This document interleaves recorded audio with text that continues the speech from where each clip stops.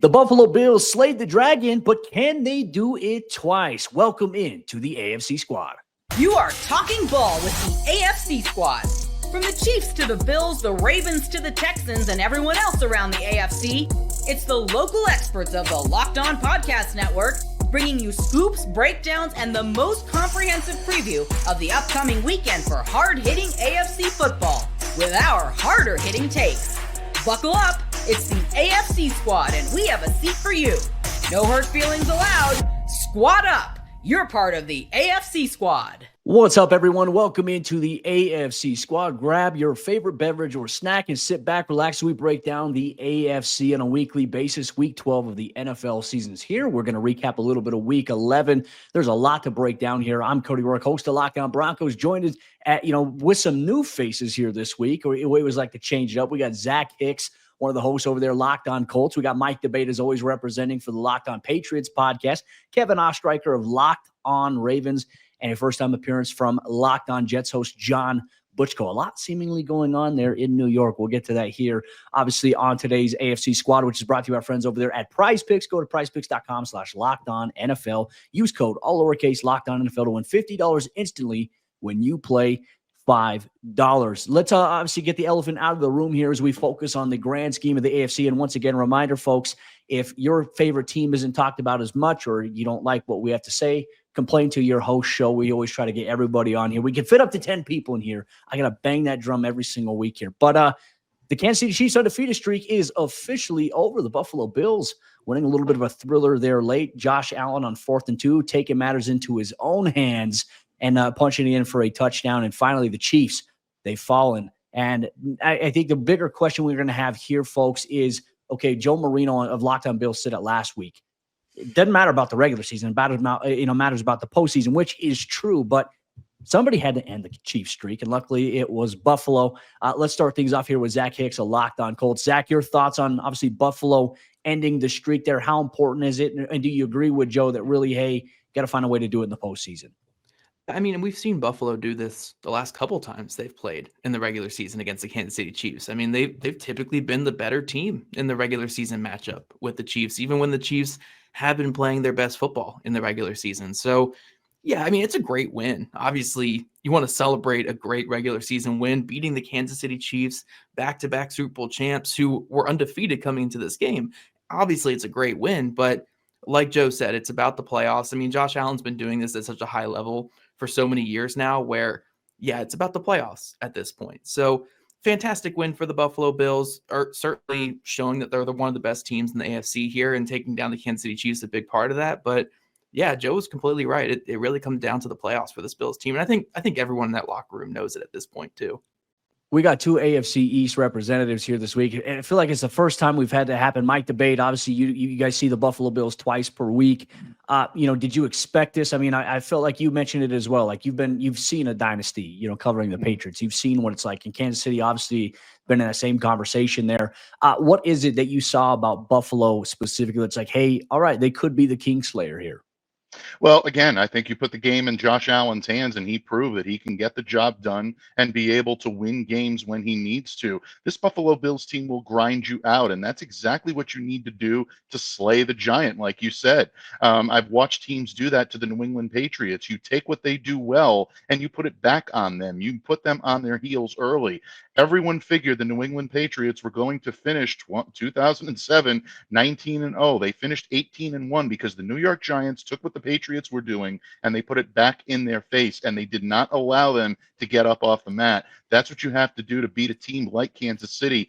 Kudos to the Buffalo Bills. They were able to do it. I know Zach's fan base, my fan base, were pretty happy about it, because you look at the longest win streaks now. Indianapolis still sitting there at number 23 at 23. The Patriots still have the 21 and the 18-game win streak. So, yeah, there is a little bit of celebration when it comes to those two fan bases. I know they're still popping champagne down in Miami every time an undefeated team falls. But, look, bottom line, Joe is absolutely right. You did it once. Let's see you do it again. And that, again, is going to have to be in the postseason. If they're able to slay the giant this time, there may be no stopping the Buffalo Bills en route to a Super Bowl championship. But right now, they're going to enjoy this win, but they've got to move on to the next one very quickly, because now the target is on their backs. They're the ones that brought down Goliath. Can they keep that momentum going?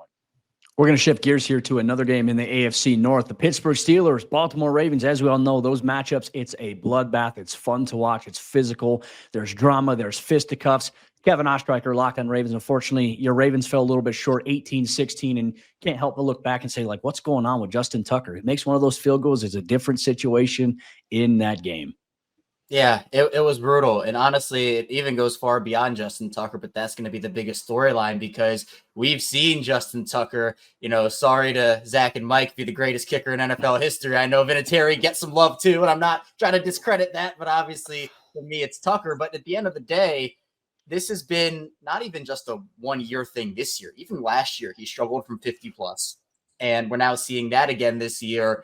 But he's also missing from inside of 50. And you're right, Cody. It's, 6 points and a 2-point loss. And you look back, he just makes one of those field goals. If you want to play that game, then obviously Baltimore wins this one and the game looks differently. But those AFC North Ravens Steelers games are always just the weirdest games I ever watch. I mean, and this one was honestly the most Ravens Steelers game of all the Ravens Steelers games because you had crazy games defensively for both the Ravens and the Steelers.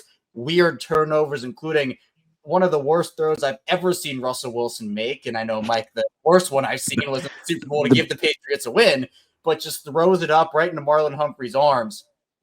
And then Lamar and Justice Hill give it right back on an interception 2 plays later. Only 2 drives to the Ravens in the fourth quarter. Multiple, I'd say, boneheaded decisions from John Harbaugh, including not having Derrick Henry out there for your 2-point conversion, which you bring Derrick Henry in, and even if you don't play him all these snaps and run him all these carries, in the biggest moments, you have to have your stars out there, even if it's just for the fact that he's Derrick Henry and just the gravity that he brings to the table, because you let the Steelers off the hook. They all followed Lamar Jackson because they knew that's where the ball is probably going to go. The difference in the Bengals game last week was the fact that Henry was on the field. They ran a fake, and the entire Bengals defense fell for it. So even if Henry was split out wide, the threat of him being there was huge. So tough game for the Ravens to fall to 7-4, and I have a feeling that maybe next time these two teams meet could be for the AFC North crown. It's going to be very interesting. I just saw the Hard Knocks trailer for the AFC North there. That looks like it's going to be a fiery thing. December 3rd, for all of you who want to know where that's going to be. John Butchko, Locked on Jets. Now, obviously, the Jets did not win this past weekend, but they're obviously in the headlines quite a bit. The big news is they fired GM Joe Douglas. John, your thought on this and really what direction is this Jets team is heading now in need of a new GM, in need of a new head coach. How desirable of a destination is this New York job going to be? I would say not very desirable. I mean, I was joking on Locked on Jets that Joe Douglas reminded me a little bit of the episode of Seinfeld with George Costanza where he was avoiding his girlfriend so she wouldn't break up with him. That's kind of like Joe Douglas. Joe Douglas has been nowhere to be seen over the last couple of months. Robert Saleh gets fired. He's nowhere to be found. He's not speaking to the media. The Jets trade for Devontae Adams. Nobody hears from Joe Douglas. It was almost like he was avoiding Woody Johnson so that he wouldn't get fired. This was inevitable. He was in the final year of his contract.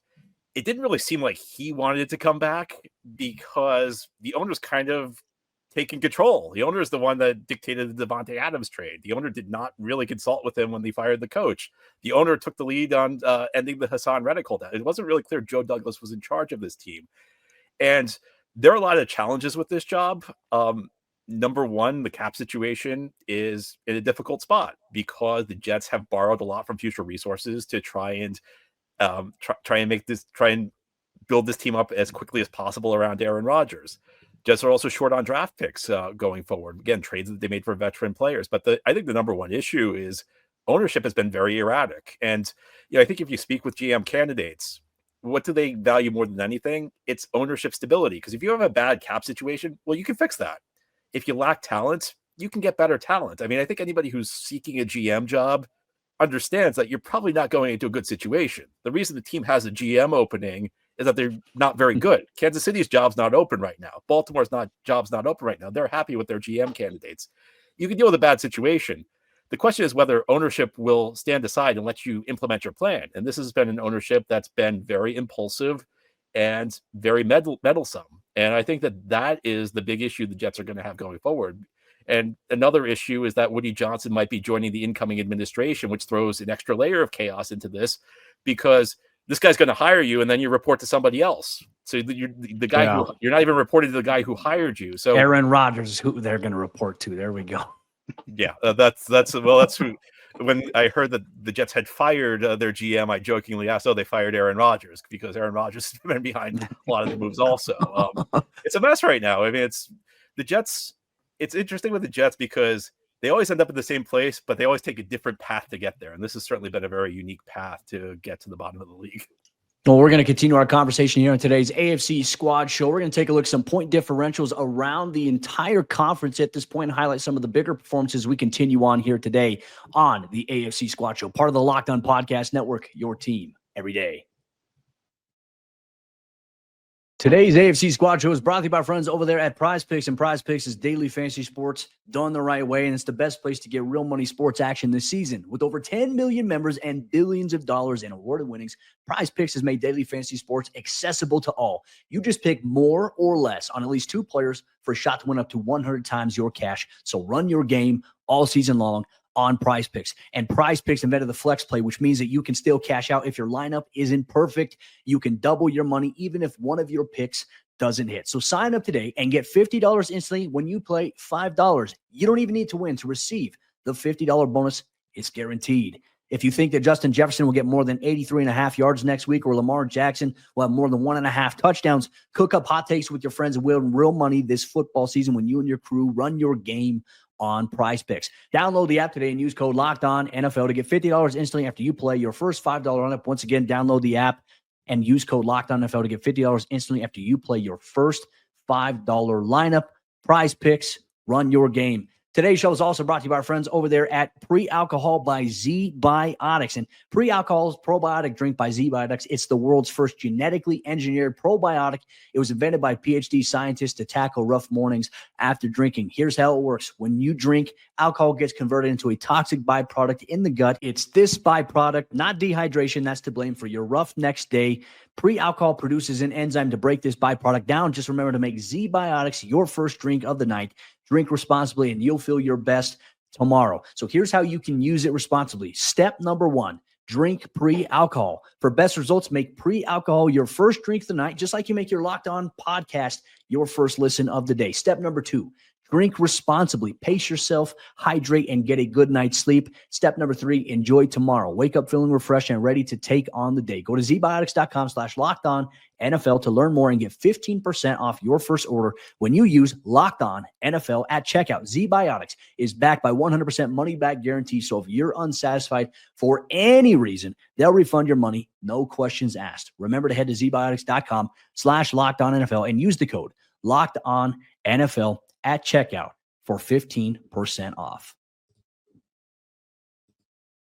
As we continue on today's episode of AFC Squad here on the Locked On Podcast Network, we're going to take a look at some of the tales of the tape here. When you look at the AFC based on point differential, it kind of paints the picture about how the stories are going for everybody around the NFL. We're also going to tie in some other games that we saw there in Week 11 into this, as well as some teams that came away with some impressive victories.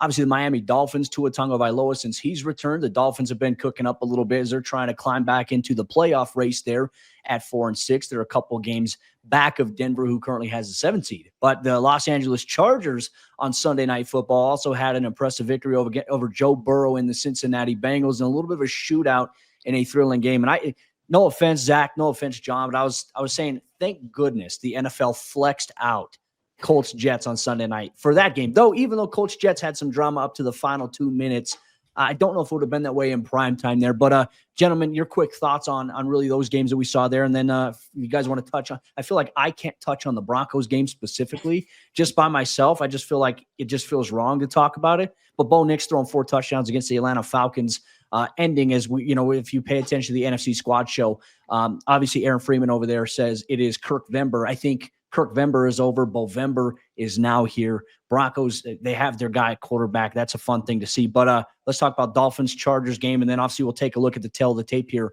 through the AFC point differential. Man, I loved what I saw in that Chargers-Bengals game. I mean, you thought that, Bengals were done, that this was their year, and the Chargers get out to that huge lead, and, the Cincinnati defense. We talked about that last week on the show. It's like that Cincinnati defense, Joe Burrow's so good, and Jamar Chase is so good, and they get T. Higgins back. but the defense is just so bad. And the Chargers get out to that huge lead, and then Joe Burrow does what Joe Burrow does. He gets the Chase connection going, the Higgins connection going. And then it felt like no one wanted to win the game at the end. It just felt like, no, you take it. No, you take it. No, you take it. Like, it felt like no one wanted to win it. And then finally, J.K. Dobbins said, all right, fine. If you really want us to win this, I'll go and win it for you. And he had that huge touchdown run. The Bengals couldn't seal the deal at the end there. Hail Mary almost worked. It almost did. We've seen it work before this year. So, look, I think that this essentially sinks the Bengals. I know we were kind of talking about they have to win out if they want to even have a shot at the 7th seed, and I don't really think that's going to go and happen. But man, that Chargers Bengals game was something. And look, I think the NFL definitely made the right call, and I'm sure they're glad they did with how that game ended up going. Well, you look at the point differential, Bengals at +1, 8th right now in the AFC when you look at it, and it has nothing like Joe Burrow. You look at that offense, no complaints. That defense, though, has been so bad. Even though they got Trey Hendrickson, who leads the NFL right now in sacks, it's weird to see the Bengals defense, especially a Lou coach team there, defensively struggle the way that they are. But and they're also dealing with now some injuries that are impacting them. They're not dead just yet, I don't think, but they are on life support and hanging on by a thread. Zach Hicks, let's take it to you as well, because the Indianapolis Colts are a team right now. They're still in the playoff hunt. There are a lot of questions. Hey, we're benching Anthony Richardson. We're going with Joe Flacco. 2 games into it. All right. We're going back to Anthony Richardson. There's been some ups and downs from this Indianapolis team. When you look at their point differential, -14. They're 9th right now in the AFC, right behind the Bengals. What is going on with the Colts? A lot of things are going on with the Indianapolis Colts, but honestly, it could be a lot worse. I mean, when you look at the hierarchy of the AFC right now, there are essentially 6 teams for the playoffs that are pretty much locked in. And then you have a group of 2 to 4 teams fighting for that final spot. Your Denver Broncos, my Indianapolis Colts, and then you can maybe say the Miami Dolphins and the Cincinnati Bengals can be a little frisky there, but it really comes down to Colts and Broncos, I think, for that final spot. And they have a big playoff game coming up here in a couple days. Not this next weekend, but the weekend after. Essentially a playoff game for these 2 teams here. So I do think that the Colts are right in the thick of this thing. I think the Broncos are probably the better team right now, but it really just comes down to what kind of Colts team we're getting. Are we getting the team that just gets their butt kicked on primetime football by the Minnesota Vikings and gets a few lucky plays that makes it closer than what it is?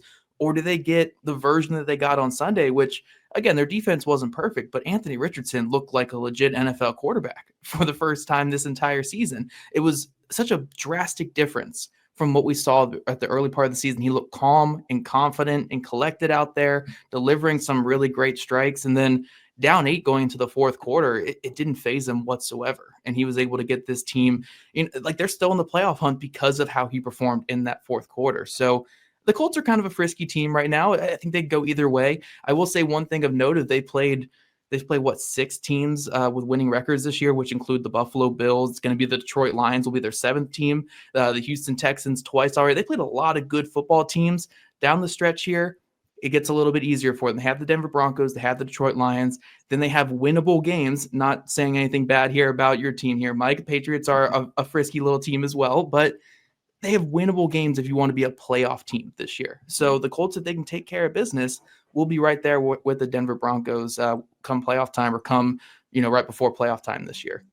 Mike Debate, let's go to your New England Patriots here. I just feel bad. When I watch, I feel bad for Drake May, because I think Drake May, when you watch him, you're like, this kid has traits, but they don't have a lot of weapons around him. That, to me, is a little frustrating thing to see. They're -66 in point differential, 12th in the AFC. Your thoughts on them?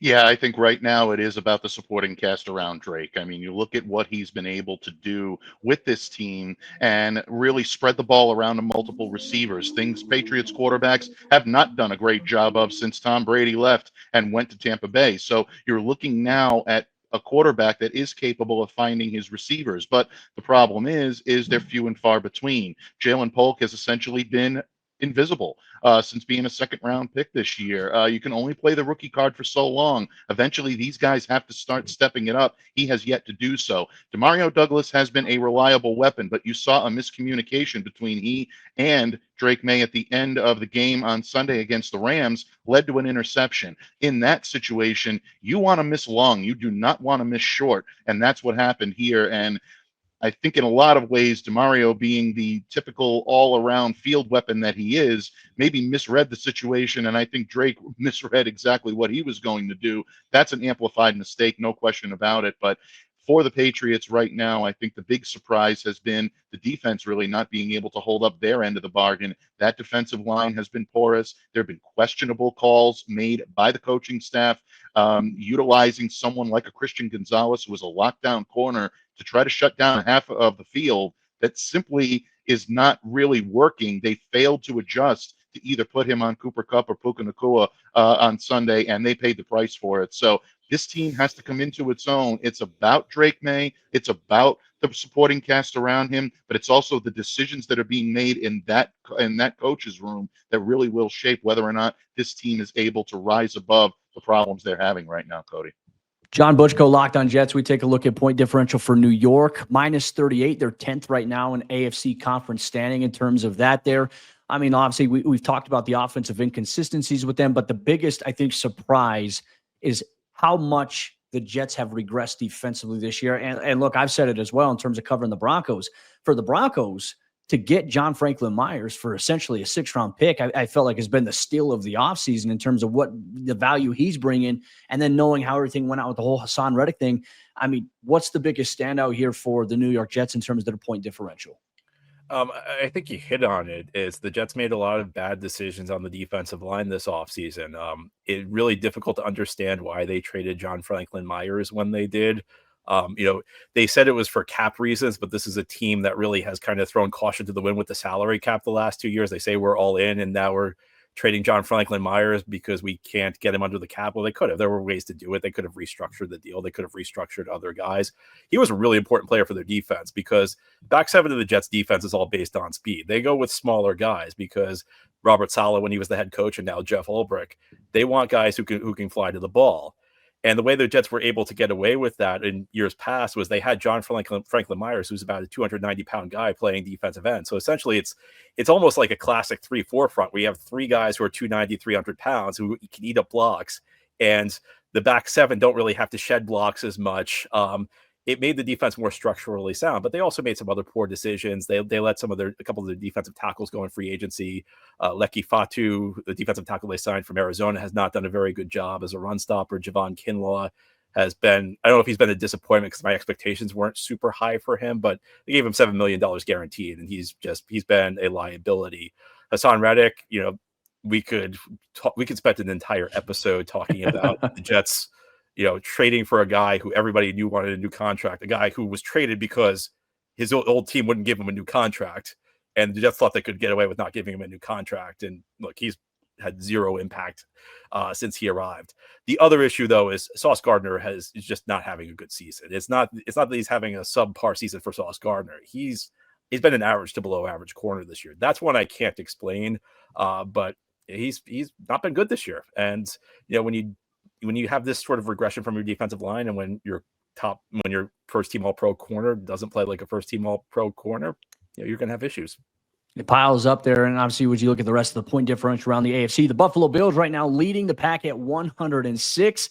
The Chargers coming at plus 75, Steelers at plus 71, and then obviously Kevin Ostreicher's Locked On Ravens plus 63. The Broncos, surprisingly, plus 52 with the way their defense is playing. The offense has started to click a little bit as of late, but that sets the table up here for Week 12 around the National Football League. Which teams right now in the AFC are heading into a potential trap game? Could the Ravens be in one? We'll debate and discuss here on today's episode of AFC Squad. Today's AFC Squad show is brought to you by our friends over there at Hillsdale College.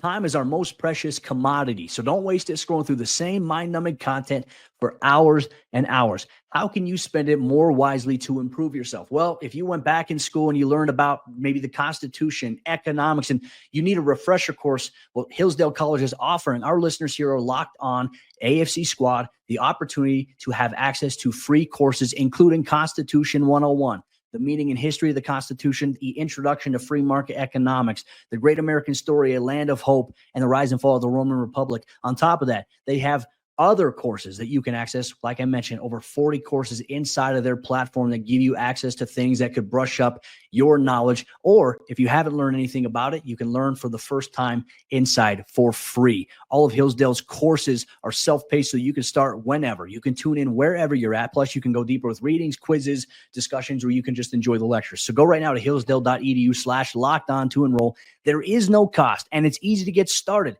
That's hillsdale.edu/lockedon to register. hillsdale.edu/lockedon. We're taking a look around the AFC at what could be some potential trap games around the NFL this week, specifically in the AFC conference. There is one team that is playing an NFC team that, hey, could be a little bit of a trap alert here. Thanks so much for making all of these shows here on the Locked On Podcast Network your first listen of the day every single day. All right, gentlemen, let's go a little rapid fire here. We're going to focus on some games here. We're going to say if it's trap game or not. First off, starting with the Pittsburgh Steelers on the road, taking on the Cleveland Browns. And every time, and I have prefaced this by saying the last couple of weeks, I feel like anytime there's an AFC North matchup, you can kind of throw how one team is doing out the window in terms of record, whether they have a bad one or a good one. They're always just combative, physical, and they always kind of fit the bill a little bit. The Pittsburgh Steelers, are they on trap or upset alert here potentially against the Cleveland Browns? I personally am going to say I don't think that they are. I think Cleveland is they're toast a little bit considering the things that they've gone through here. Jameis Winston's doing his best there. They've made some changes. They've got some injuries they're also dealing with. The Pittsburgh Steelers with that defense right now, Kevin, you saw it up close and personal this week. That's going to be a problem for Jameis. I've seen both things up close and personal. I saw the Ravens fall into this Cleveland trap just a couple of weeks ago. So I'm gonna say it is because Jameis Winston can wake up and he can throw that ball like the best Tom Brady ever did, or he can throw that ball like Zach Wilson did in New York. It can be both things, and we don't know which Jameis we get each time. I think that's kind of the allure of Jameis, is he can be the best quarterback in the league one week and the worst quarterback in the league the next week. So obviously Pittsburgh's defense is better than Baltimore's is, and part of the reason why Cleveland was able to upset Baltimore is because of the fact that they could not stop Jameis. And I feel more confident just with the way Baltimore's defense has played for the majority of the season that Pittsburgh's can do a better job. But it's tough because you also have a couple of guys on that defensive side of the ball that can make an impact for Cleveland, but they're just so injured right now that if I had to guess, I'd probably give Pittsburgh the win, but I'm not counting Cleveland completely out based off what I saw happen up close and personal a couple weeks ago in Baltimore. Another quick one for you here. The network, for some reason, has Baltimore at Los Angeles as a potential trap game this week. I don't know if I personally agree with that, but your quick thoughts on that, and we'll get everybody else to chime in as well. I mean, my definition of a trap game is, one team's not very good and the other team is, and, these are two really good teams. Yeah, the one good team falls into the trap of not getting up to play the bad team. You're right. These are two good teams. Like, these are the 5 and 6 seed in the AFC right now, and I wouldn't classify this as a trap game for either team. I just think it's a really good matchup that deservedly got a primetime spot. And it's the Horrible. We got to get pumped up for the Horrible. It's another one, John versus Jim. That's going to be that's a storyline in itself. So I'm not labeling that one as a trap game. Baltimore and Los Angeles are two good teams. You guys in agreement? When you guys said Los Angeles, I didn't think Chargers because that wouldn't make sense as a trap game. So yeah, I don't think it's a trap game at all. I mean, Chargers are a good football team. They're a resilient football team, good defense. I mean, I know they had some issues this past week on defense, but for the most part, this is a really good game. It could go really either way. So yeah, I wouldn't classify it as a trap game, more of a primetime spot than to get excited about. All right. Mike Debate. Yeah, absolutely. I think anytime you're facing Justin Herbert, I think to call it a trap game is probably a little bit of an insult on that level. And also, the job that the Chargers are going to be able to do. They're coached by Jim Harbaugh now. I mean, this is a team now that does have an identity at the coach's position. We heard Dave Drogemeyer talk about this a couple of weeks ago right here on the squad, Cody. This is a team now that believes they're going to be in any game that they face. And yeah, Baltimore is a hell of a team, and I still believe they're a lot better than what we've seen at times this year, and I still believe they're one of the elite teams in this conference, and they will continue to be. But the Chargers are eager to prove that they belong there, and they belong in this playoffs. They belong in this conversation. Yeah, I think this has got a very good game written all over it. I wouldn't consider it a trap. All righty. John Butchko, how do you feel about this one? Because we also have a few other games too. that we can get to. I just feel like maybe I'm understanding it from the sense, Kevin, of Baltimore's conference record, maybe, right? If they drop it. Yeah, that four AFC maybe, losses is not pretty. Yeah.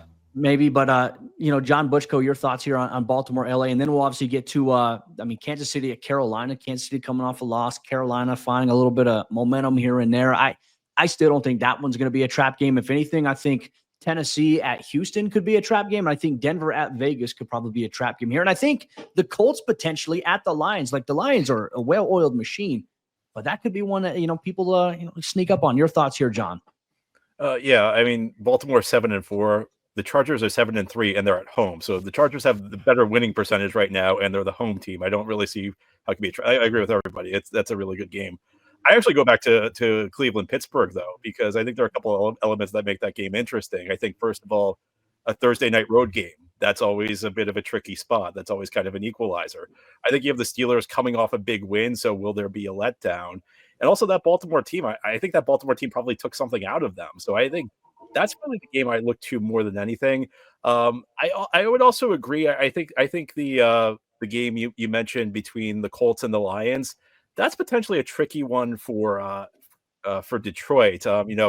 I disagree with what everybody said earlier about the Jets and Colts being flexed out of Sunday night. I was disappointed because if I had to suffer through that game, I wanted America to have to suffer through that. This is a Colts team that it's a Colts team that Anthony Richardson, he played well against the Jets. Now, I mean, part of it was he was going against the Jets, but he's a talented guy. If he can replicate that performance, very, very, very streaky, very up and down. But if he is the question, was it just against the Jets or did he catch fire? Because if he caught fire, that could be an interesting game. It could be, yeah. Zach, your thoughts on that? Since obviously, your team, I know you and obviously Matt over there, Locked On Lions, my goodness, tongue-tied there, are going to do a crossover here this week that's going to release. That's a big game there, essentially. Yeah, I'm excited you guys think that could be a trap game for the Lions. This is awesome. Thank you, guys. I appreciate it. You never know. But here's my thing. The Texans almost got him.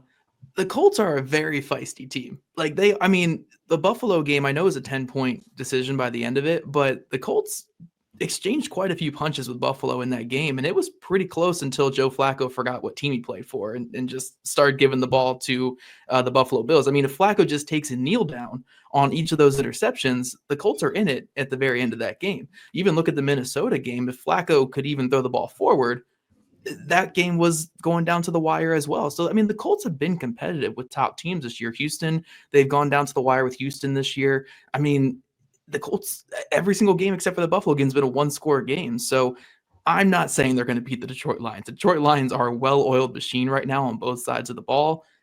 And I understand the 7.5-point spread. Honestly, I totally get it.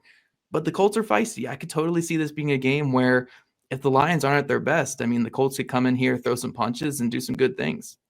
Plus 159-point differential on the Detroit side. We had to switch up to the NFC graphics just for a quick minute. I mean, it really, it's not close between them and the Eagles. Like, that is a big drop-off. And then, obviously, plus 106, Buffalo there. So, yeah, that's going to be a very interesting matchup to watch kind of formulate. I think that, for me, I'm going to be upfront here. Like, the Denver Broncos have not beaten the Raiders in Las Vegas since they have moved there. And obviously they were on a losing streak against them prior to Bo Nix snapping that in week 5. But obviously with the Raiders playing, having a 2-8 record right now, they're in a position now they can kind of play spoils for some teams' hopes now at the end of the season. Brock Bowers is playing really good football right now. Very curious though, how the quarterback play is going to differentiate with Gardner Minshew. Obviously last time faced the Broncos, he ended up getting benched for Aiden O'Connell, and then Aiden O'Connell got injured a couple weeks later, and then it was Desmond Ridder for a little bit. We'll see how that is. But, for Denver, they're riding the high of coming off of a victory against the Atlanta Falcons, who are going to be a playoff team inside the NFC. They limited one of the most explosive offenses in the NFL in terms of yards and production. They're led by Kirk Cousins. They got to keep putting the foot on the throat, I think, in a situation like that and maybe kind of reclaim it a little bit, make the AFC West very interesting here once again. But Denver could, like I said, I do think the Denver game does fall into a potential trap game qualification here for the AFC here this week. But obviously, gentlemen, thank you so much for rocking with us here, joining and jumping in here on the AFC Squad Show. We're going to keep rolling it out every single week here on the Locked On Podcast Network. Once again, if you want your team to be talked about a little bit more in depth, or you feel like we did them a disservice, voice your displeasure with your host for not showing up and not being here on the show. But with that said, we'll be back next week as well for another AFC Squad show here on the Locked On Podcast Network, your team every day.